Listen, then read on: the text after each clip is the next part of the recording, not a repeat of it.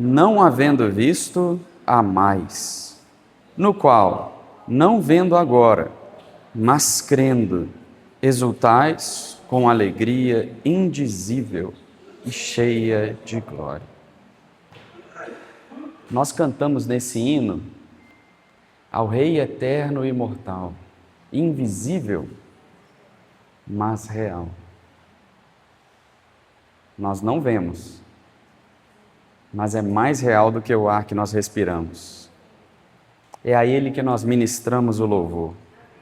Esse versículo 8 fala: a quem não havendo visto, amais.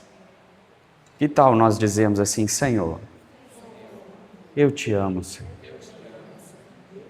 Senhor, eu te amo, Senhor. No qual, não vendo agora, mas crendo, exultais, com alegria indizível. Paulo, ele disse que quando ele foi arrebatado até o terceiro céu e ao paraíso, ouviu palavras inefáveis que não são lícitas ao homem referir, são palavras inexprimíveis. Aqui diz de uma alegria indizível e cheia de glória. Essa é a alegria que vem da presença do Senhor. É o Espírito Santo selando no nosso interior a presença daquele que é, que era e que há de vir. Então, realmente, irmãos,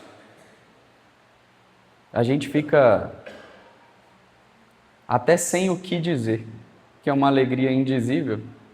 Nós ficamos paralisados diante da glória do Senhor. Te lembra da experiência de Pedro, quando ele teve aquela pesca maravilhosa, passou a noite inteira e não tinha pegado nada. E naquele momento o Senhor encontra Pedro, que devia estar com muitas necessidades, especialmente relacionadas à subsistência. E aí o Senhor fala para ele: joga a rede do lado direito, Pedro. Pedro, como nós, só porque você falou, então eu vou jogar. E quando ele puxa a rede, a palavra nos diz que ele não tinha nem força para puxar sozinho, de tanto peixe que havia. A rede não se rompeu. Naquela hora, talvez nós poderíamos dizer assim: Senhor, muito obrigado pela tua provisão. E Pedro, ele diz algo que é significativo. Ele fala: Senhor, afasta-te de mim, Senhor. Eu sou pecador. De alguma maneira, a glória do Senhor brilhou ali sobre a face de Pedro. Isso causou em Pedro fraqueza. Afasta-te de mim, Senhor. É impossível nós tocarmos na glória do Senhor e permanecermos intactos. Por isso que Paulo, ele diz que o que era lucro para mim, isso considerei perda por causa da sublimidade do conhecimento de Cristo Jesus, meu Senhor, por amor do qual perdi todas as coisas e mais, e as considero como refúgio, como nada, para ganhar a Cristo e ser achado nele. Ó Senhor Jesus. Hebreus 11, 34. Vamos ler juntos?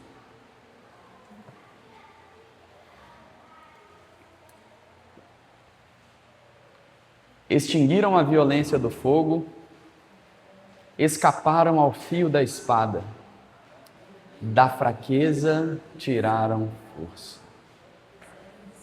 Fizeram-se poderosos em guerra, puseram em fuga exércitos de estrangeiros.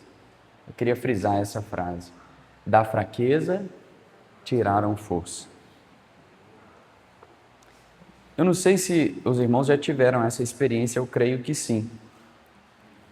Todos nós, ontem eu até comentei no fim da reunião, todos nós, por natureza, somos fortes. É difícil nós nos rendermos, muito, muito difícil. A maior prova disso é quando acontece um afogamento. A pessoa, ela começa lutando, aí ela vai se debatendo, até que chega uma hora que as forças... Mas enquanto tiver ainda o último fio de vida, não se rende. Dizem que os salva-vidas, eles têm que esperar a pessoa desmaiar para poder salvar ela. Porque enquanto há um fio de vida, se ele for ao encontro desse que está afogando, na hora que ele pega ele mata aquele que está salvando e ele mesmo, por causa do desespero. O Senhor, Ele nos conduz também dessa maneira, irmãos. Às vezes parece que o Senhor, Ele espera o último fio de vida ser cortado.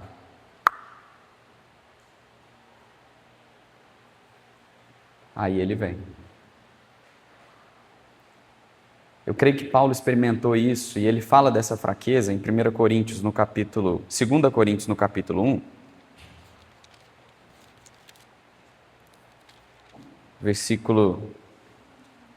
o versículo 8, diz assim: porque não queremos, irmãos, que ignoreis a natureza da tribulação que nos sobreveio na Ásia, porquanto foi acima das nossas forças, a ponto de desesperarmos até da própria vida. Contudo, já em nós mesmos tivemos a sentença de morte. Você já teve essa sentença?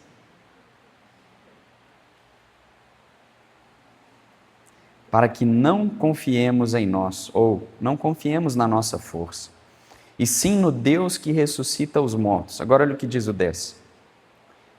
O qual nos livrou e livrará de tão grande morte, em quem temos esperado que ainda continuará a livrar-nos. A morte na Bíblia, ela é uma porta que nos leva a uma vida em ascensão com Cristo. Você quer uma vida em ascensão com Cristo? Então o Senhor, Ele nos conduz por esse caminho, até que chega uma hora que Ele quer cortar o último fio de vida. E meus irmãos, não é fácil, porque quando nós somos conduzidos dessa maneira, nós ainda temos algo que nós confiamos em nós, ou às vezes temos até algum recurso em nós. Só que, vez ou outra, Deus nos expõe de uma maneira tão grande, que naquela hora você fala, contudo em nós mesmos tivemos a sentença de morte. A natureza da tribulação foi acima da minha força. Tudo isso para que nós possamos experimentar o Deus que ressuscita os mortos. E não só experimentar o Deus que ressuscita os mortos, mas experimentar a ascensão desse Cristo que ressuscitou e hoje governa sobre todas as coisas. Quando o Senhor ele estava na morte, nós sabemos, 3 dias se passaram e ele ressuscitou. E os discípulos viram o Senhor, né? Comeram com ele, mas nós sabemos que o Senhor ele não ressuscitou e ficou na terra, ele ascendeu. A ascensão do Senhor é uma experiência que está disponível para todos nós, por meio da morte, da ressurreição e a ascensão. Essa é a experiência que Paulo está mostrando nesses capítulos, especialmente capítulo 10, 11, 12, que a gente tem visto de Coríntios. E Paulo está mostrando para os coríntios que, quando nós olhamos do prisma terreno, a autoridade ela está no título, ela está no curso que alguém fez, na oratória, na eloquência. Todas essas coisas que o mundo dá valor. E os coríntios davam muito valor a isso, muito. Por isso eles estavam sendo enredados para um outro evangelho. Os judaizantes, eles eram hebreus, eram israelitas, eles tinham um conhecimento da lei, eram filhos de Abraão, da descendência de Abraão. E se nós olharmos do prisma terreno, isso é o que o ego valoriza. Aquilo que a nossa alma busca são essas aprovações, são essas credenciais. E aí no capítulo 12 de Paulo ele chega a dizer algo significativo. Ele fala assim: Se é necessário, versículo 1, se é necessário que me glorie. Por que é necessário, Paulo? Aí depois ele ainda diz, ainda que não convém. Convém se gloriar? Não convém. Por que é necessário, Paulo? Porque zelo por vós com zelo de Deus, visto que vos tenho preparado para vos apresentar como virgem pura a um só esposo. Então Paulo ele estava percebendo o seguinte cenário. Os coríntios receberam a salvação em Cristo, tocaram no poder do Espírito Santo e agora estava sendo apresentado um evangelho com uma glória humana, com figuras. Hoje, se nós formos ver o mundo cristão, existem pessoas sinceras e que amam o Senhor? Claro, existem. Existem muitos Paulos, né? Muitos Pedros, mas também existem muitos judaizantes. Eu não sei você, mas eu tenho costume às vezes de ouvir alguma outra pessoa quando está pregando a palavra de Deus. Mas o que nos leva a considerar aquilo que é falado? São os títulos, os méritos, a teologia, as multidões alcançadas? Ou é o poder de Deus? A vida de Paulo era marcada por muitas fraquezas e por muito poder de Deus. Esse antagonismo, fraqueza e poder, é algo que o Senhor quer que não só Paulo experimente, mas todos nós passemos por isso. Às vezes a gente vê a experiência de Paulo e a gente pensa somente nos líderes, né? Aqueles que ministram a palavra, ou naqueles que lideram. Mas, irmãos, Timóteo, né, Rogério? Que fala que Paulo, é aquele versículo que diz que ele foi posto como um modelo, como um tipo. A vida dele foi para ser posta como um modelo para nós, para que evidenciasse nele a completa longanimidade do Senhor, a graça do Senhor. Então, é como se Paulo estivesse dizendo, o evangelho que eu anuncio não é meramente as palavras, inclui a doutrina e ela é importante, mas é muito mais aquilo que vocês estão vendo. Mas o que eles viam em Paulo? Capítulo 10,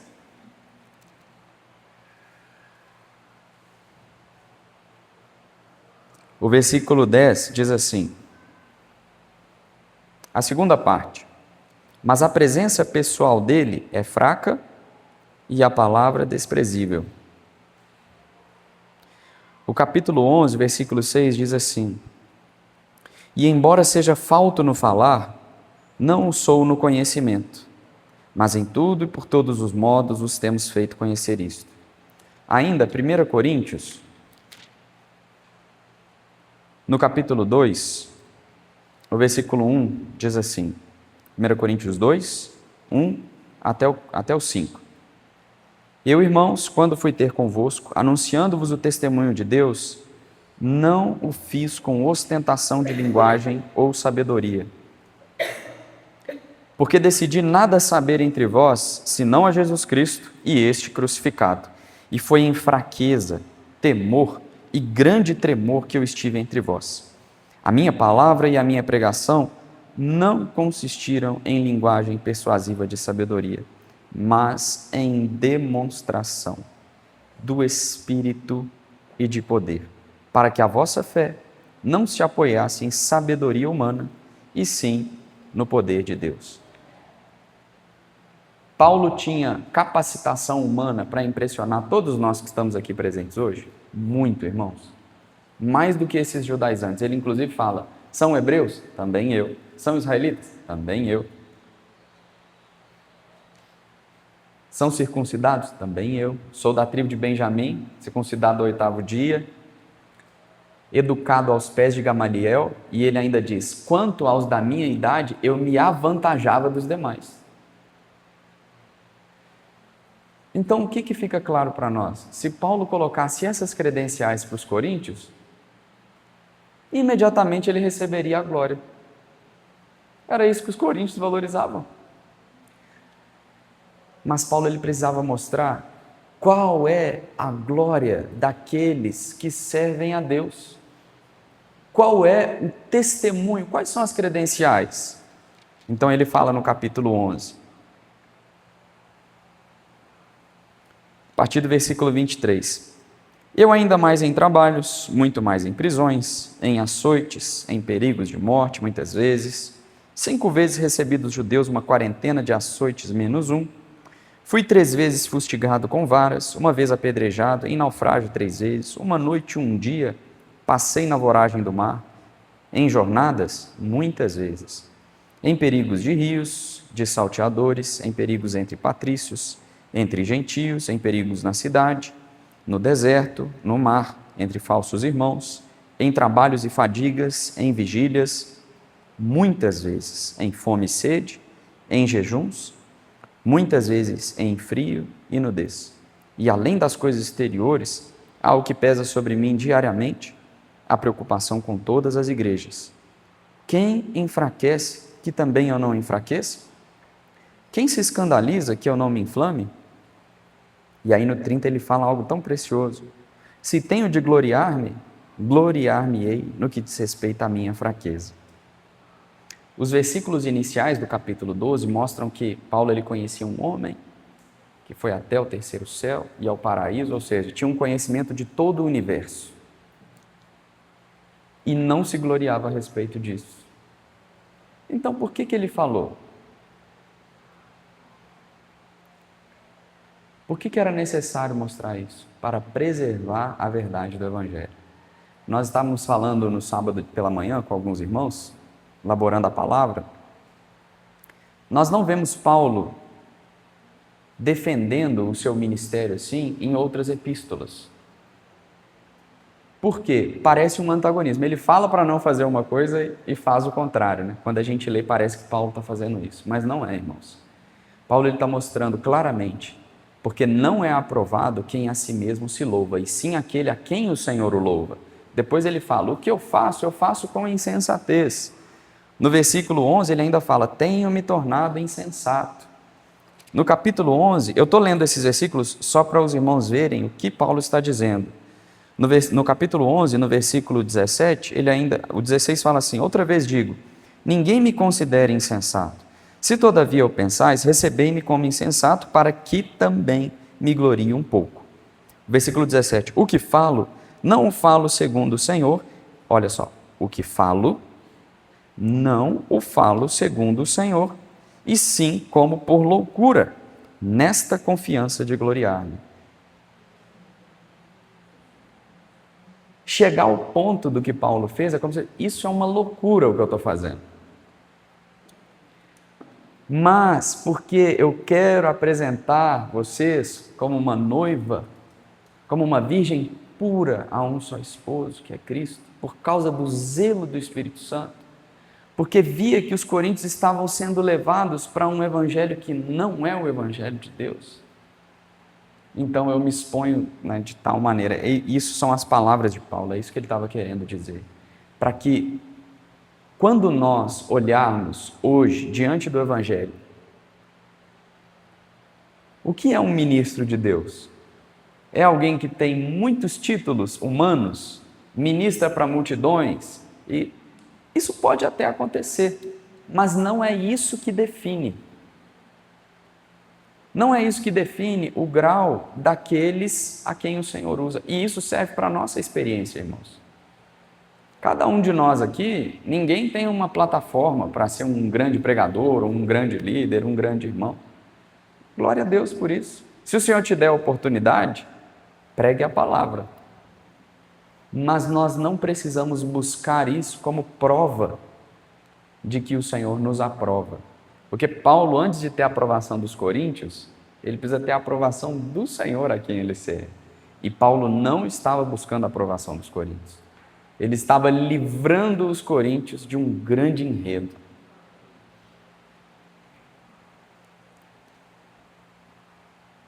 Logo em seguida, Paulo chega a se expor de uma maneira, eu vou falar pela minha experiência, tão difícil, irmãos. Está confessando algo para os irmãos. Eu tenho uma dificuldade tão grande de reconhecer minhas fraquezas. Eu não sei vocês. Difícil para mim ser fraco, é muito difícil. E Paulo ele fala: se tenho de gloriar-me, gloriar-me-ei nas minhas fraquezas. Você tem fraquezas e eu também. Mas quando nós sentamos para conversar com uma pessoa, geralmente nós só citamos as nossas fortalezas, né?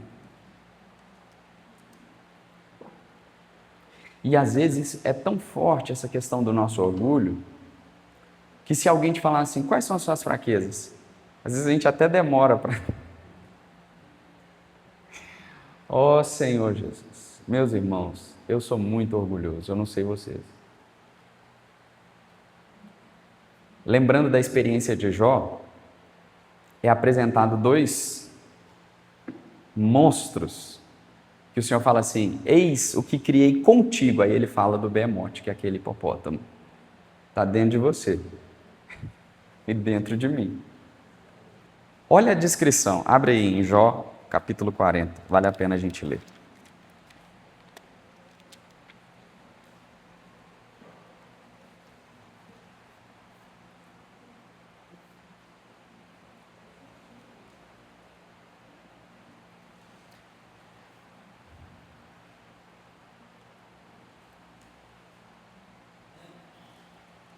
Jó, capítulo 40, versículo 15, diz assim: contempla agora o hipopótamo que criei contigo, que come a erva como boi. Sua força, olha aí, está nos seus lombos e o seu poder nos músculos do seu ventre. Endurece a sua cauda como cedro. Os tendões das suas coxas estão entretecidos. Os seus ossos como tubos de bronze. O seu arcabouço como barras de ferro. Depois, capítulo 41, falando do crocodilo, que é uma figura do Leviatã. Capítulo 41, versículo 1. Podes tu com anzol apanhar o crocodilo, ou lhe travar a língua com uma corda? Podes meter-lhe no nariz uma vara de junco, ou furar-lhe as bochechas com um gancho? Acaso te farás muitas súplicas, ou te falará palavras brandas? Fará ele acordo contigo? Ou tomá-lo-ás por servo para sempre? Brincarás com ele como se fora um passarinho? Ou tê-lo-ás preso à correia para as tuas meninas? Acaso os teus sócios negociam com ele? Ou repartirão entre os mercadores? Encher-lhe-ás a pele de arpões ou a cabeça de farpas? Põe a mão sobre ele, lembra-te da peleja e nunca mais o intentarás. Eis que a gente se engana em sua esperança. Acaso não será o homem derribado só em vê-lo? Ninguém há tão ousado que se atreva a despertá-lo. Quem é, pois, aquele que pode erguer-se diante de mim? Depois ainda ele diz no versículo 15, as fileiras de suas escamas são o seu orgulho, cada uma bem encostada, como por um selo que as ajusta. A tal ponto, uma se chega à outra, que entre elas não entra nem o ar. Versículo 19. Da sua boca saem tochas, faíscas de fogo saltam dela. Das suas narinas procede fumo como de uma panela fervente, ou de juncos que ardem. O seu hálito faz incender os carvões e da sua boca sai chama. No seu pescoço ou na sua cerviz reside a força e diante dele salta o desespero. É isso aí que está dentro de mim e de você.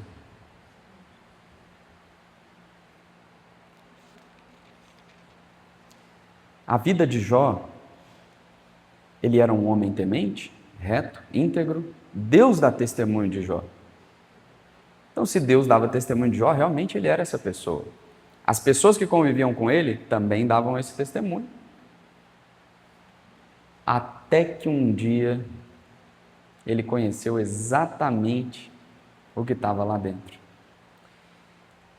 E, irmãos, essa fraqueza, quando nós permitimos que o Senhor, ele toque na nossa força, então o poder de Deus, ele pode repousar sobre a nossa vida. Existe uma diferença entre o poder de Deus, ele vir e ir. Mas quando ele repousa, o Herbert até compartilhou ontem a experiência da crise, né, que ele encontrou descanso em nós. Desse lugar de fraqueza surge poder. Para quê, irmãos? Poder para quê? É para ser alguém? Não. Poder para viver pela vida de Deus. Por quê? 2 Coríntios, no capítulo 13, a gente até leu ontem.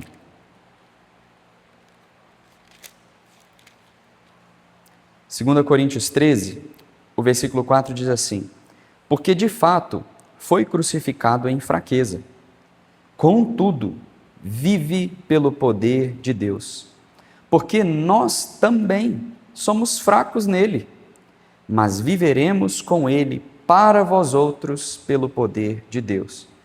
Por quem você tem vivido pelo poder de Deus? A começar da sua casa. A nossa vida, ela não é totalmente centrada, o nosso ego, em si mesmo.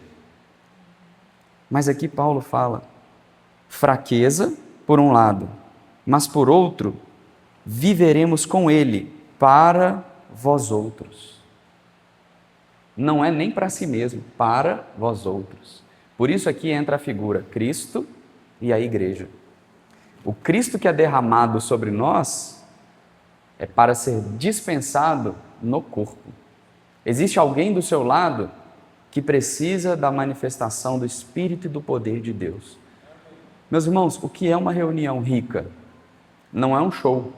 É quando os crentes em Cristo experimentam a fraqueza da cruz e o poder do Espírito repousando sobre eles, para que todos nós sejamos edificados. Aí, meus irmãos, o Senhor pode encontrar essa noiva que Paulo fala. Essa noiva que não é apenas um membro, não é uma pessoa sozinha. Nós nos encontramos e há uma adoração coletiva. Há uma declaração do amor ao Senhor pelo poder do Espírito Santo. E há uma declaração do amor do Senhor para aquele que está do nosso lado também. Esse lugar de fraqueza é um lugar que nenhum de nós, por natureza, gostamos de estar. Queria ler com os irmãos Salmos 34, 18.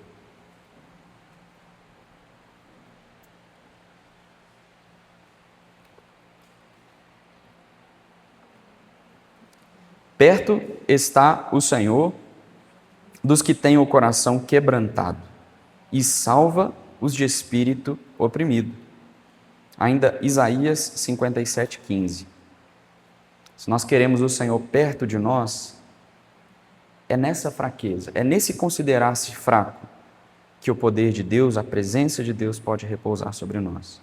Isaías 57, 15 diz assim: porque assim diz o alto, o sublime, que habita a eternidade, o qual tem o nome de santo. Habito no alto e santo lugar, mas habito também com o contrito e abatido de espírito, para vivificar o espírito dos abatidos e vivificar o coração dos contritos. Veja, irmãos, a fraqueza não é para nós vivermos assim, não é isso que nós queremos dizer. A fraqueza é para esse bemote leviatã serem plenamente subjugados. Então a nossa vida vai manifestar o poder de Deus. E recebereis poder ao descer sobre vós o Espírito Santo e sereis minhas poder para testemunhar o Senhor. Paulo não poderia citar aquilo que aconteceu com ele, naufrágio, perigo, entre patrícios, no mar, jejuns, trabalhos, fadigas, se não fosse o poder de Deus na vida dele. Ou vocês acham que ele poderia?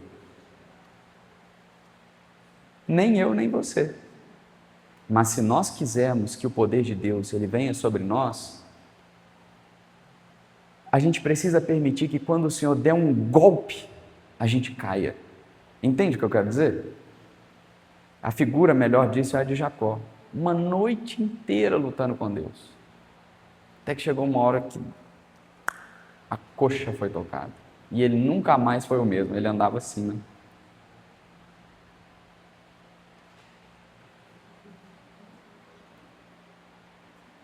Tem um livro do irmão Atmani que ele diz assim: o quebrantamento do homem exterior para a liberação do espírito. Nós pensamos muitas vezes em trabalhar para Deus. Mas o Senhor, Ele quer alcançar canais que fluam o óleo que cura corações quebrados. Irmãos, no seu viver diário, na sua família, no seu trabalho e entre nós, irmãos, existem muitos corações quebrados. E existe um óleo que cura. Mas para que nós sejamos esses canais, a coxa tem que ser tocada. Se o homem exterior não é tocado, não é quebrado, não tem como fluir nada. Tudo que é falado aqui é igual o sino que retine, não causa nada. Por isso, nós não podemos ser enganados do que é o Evangelho. O Evangelho não é trabalhar muito, fazer muito, ou muita eloquência. Não é isso, irmãos. O Evangelho é: Cristo deu sua vida por nós, Ele nos amou, e agora Ele deu, pelo amor dEle, essa vida em nós para vivermos por meio dEle. Mas como que essa vida é liberada se ela está confinada no Espírito? Então Deus vem e nos quebra. Essa foi a experiência de Paulo no capítulo 1. A pergunta é a seguinte: você quer ser abençoado, não quer? Mas Deus quer que você seja a bênção. Se tu uma bênção. Todos nós queremos ser abençoados, irmãos. Mas o Senhor quer que nós sejamos abençoadores. Sabe o que significa Jacó? Suplantador. E Israel? Abençoador. Antes ele queria tudo para ele. Agora ele se torna um vaso de barro quebrado para abençoar os outros. É isso que Paulo está falando. O ministério de Paulo não é conquistar a glória humana. O ministério de Paulo é ser um vaso que flui o tesouro para aqueles que o acompanham, né? Para aqueles a quem ele ministra. E não só ministra, mas vive, né? E esse é o chamado do Senhor para todos nós. Salmo 51, 17, também queria ler com os irmãos.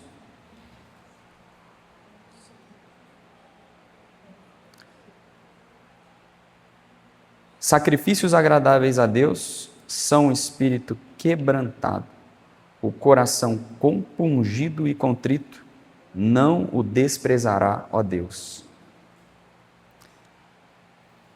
A questão, irmãos, é que nós não conseguimos produzir isso em nós, certo? Não é uma questão de se trancar no quarto, é uma questão de aproveitar as situações diárias que Deus vai colocar no seu caminho e no meu, e falar: Senhor, eu sou assim, quebra-me, Senhor. Esse arrependimento, ele vem quando nós muitas vezes somos expostos, é igual Paulo: irmãos, eu não quero que vocês ignorem, foi acima da minha força, mas Deus me socorreu, Deus me salvou, Deus não me abandonou. É na hora que o sacrifício vira cinza que ele sobe.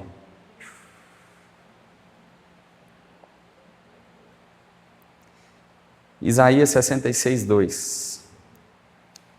Mas o homem para quem olharei é este, o aflito e abatido de espírito, que treme da minha palavra. O homem para quem olharei é este, o aflito e abatido de espírito. Então, qual é a nossa experiência como homens, mulheres, seres humanos? É que nós só queremos ser fortalecidos, nós só queremos ser enriquecidos. E Deus quer nos despojar para então nos enriquecer.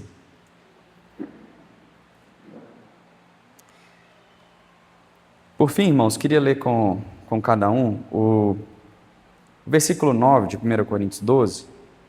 Paulo ele fala assim: então ele me disse: a minha graça te basta, porque o poder se aperfeiçoa na fraqueza. De boa vontade, pois, mais me gloriarei nas fraquezas, para que sobre mim, sobre cada um de nós, repouse o poder de Cristo. para que sobre nós como igreja, repouse o poder de Cristo. E aí o resultado é, versículo 12, diz assim: pois as credenciais do apostolado foram apresentadas no meio de vós com toda persistência, por sinais, prodígios e poderes miraculosos. O Senhor quer manifestar o poder dele em nós. Mas será que se ele manifestar hoje, do jeito que nós somos, esse poder, ele vai nos fazer nos perdermos ou nós vamos ser úteis nas mãos do Senhor? Porque a grande questão é essa, irmãos. A medida que Deus coloca sobre nós é aquilo que nós podemos suportar. Talvez se Deus colocar mais poder sobre a minha e a sua vida, venha a exaltação. Venha a soberba. Agora eu preciso perguntar, Deus ele quer reter o poder dele? Ele não quer. Porque isso manifesta um testemunho de quem o Senhor é. Com toda perseverança, sinais, prodígios, não só isso, mas para sermos testemunhas do Senhor. Testemunha, a palavra é mártir. Ser alguém que não considera a vida preciosa para si mesmo. A minha oração nessa manhã é que realmente o Senhor ele possa nos mostrar que esse lugar de fraqueza, onde muitas vezes ele nos coloca, ele não é prejudicial, ele não é ruim. Na verdade, é dali que sai a fonte de vida. É desse lugar de fraqueza, é desse lugar de fragilidade que nós não gostamos de estar. É daí que o Senhor pode fluir óleo para que nós sejamos bênçãos uns para os outros. Amém?